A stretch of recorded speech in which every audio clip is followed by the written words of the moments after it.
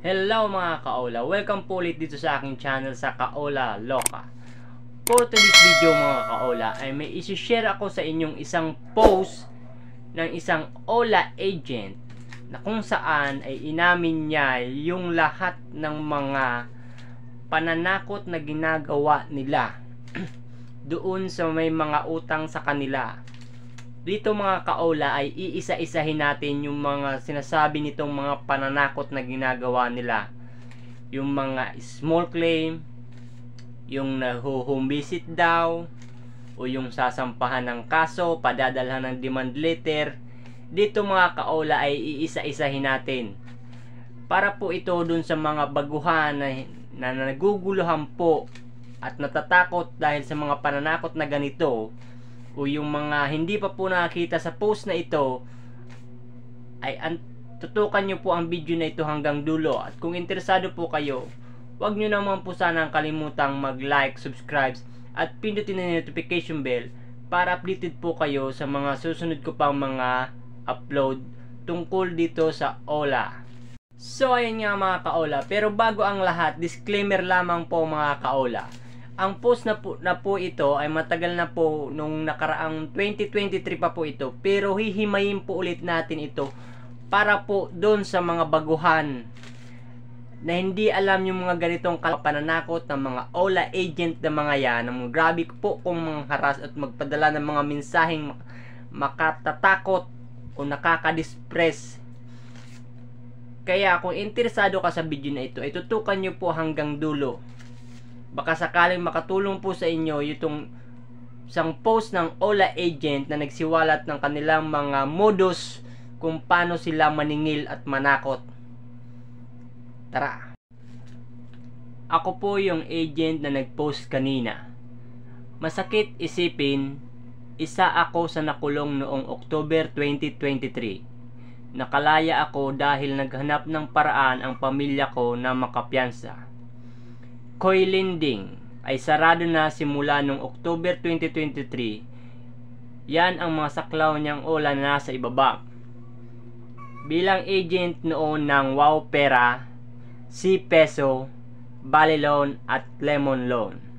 So ayan mga kaola, kung mayroon po kayo dito sa mga nabanggit na Ola, o may utang pa po kayo dito mga kaola, ay matagal na pala itong sarado. Noong October 2023 pa po mga kaola.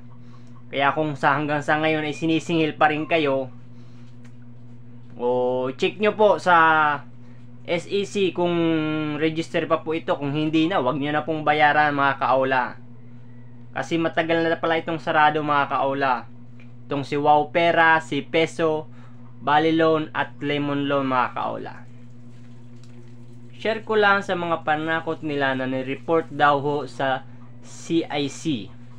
Hindi po totoo yan. Tingnan nyo itong latest post ng CIC na wala silang kinalaman sa anumang lending platform. Sila lang nagkokolekta ng datos, pero hindi po sila ang nagbablock na walang katotohanan yan.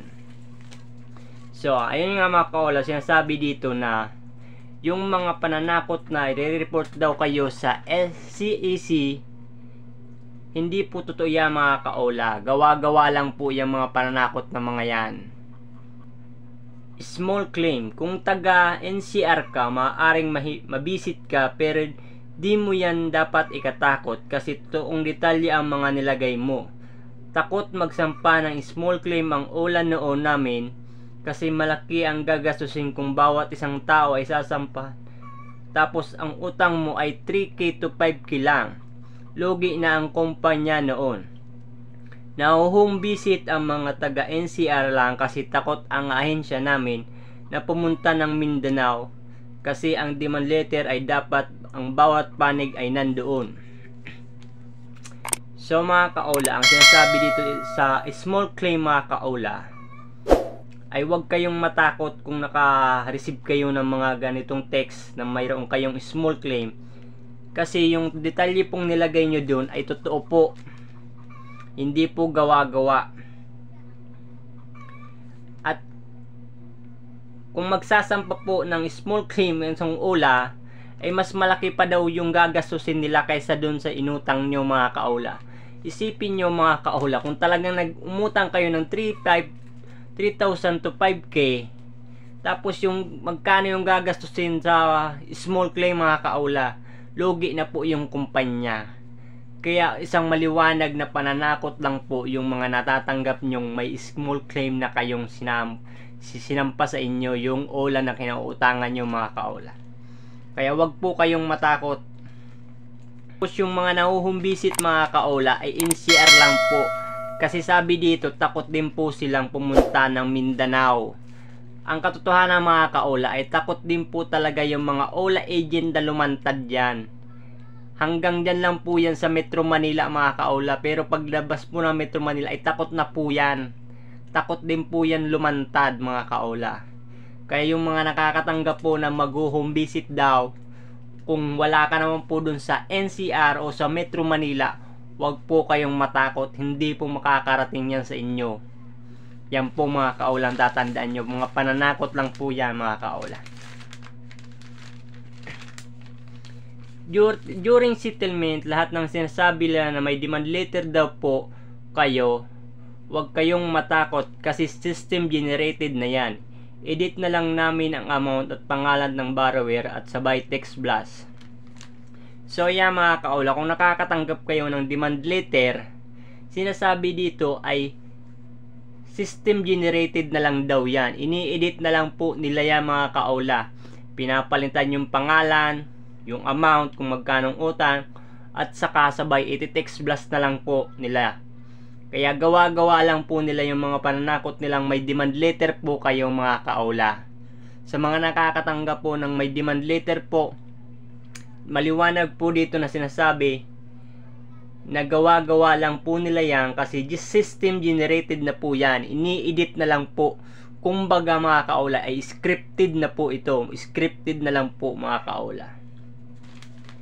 Once na nag-off-sim ka na dyan na sila matatakot kasi takot silang hindi makuha ang kanilang perang nahiram mga kaula.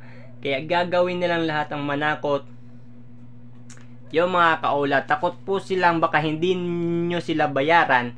Kaya kahit anong pananakot po ang gagawin nila para masingil lang po yung perang inutang ninyo sa kanila.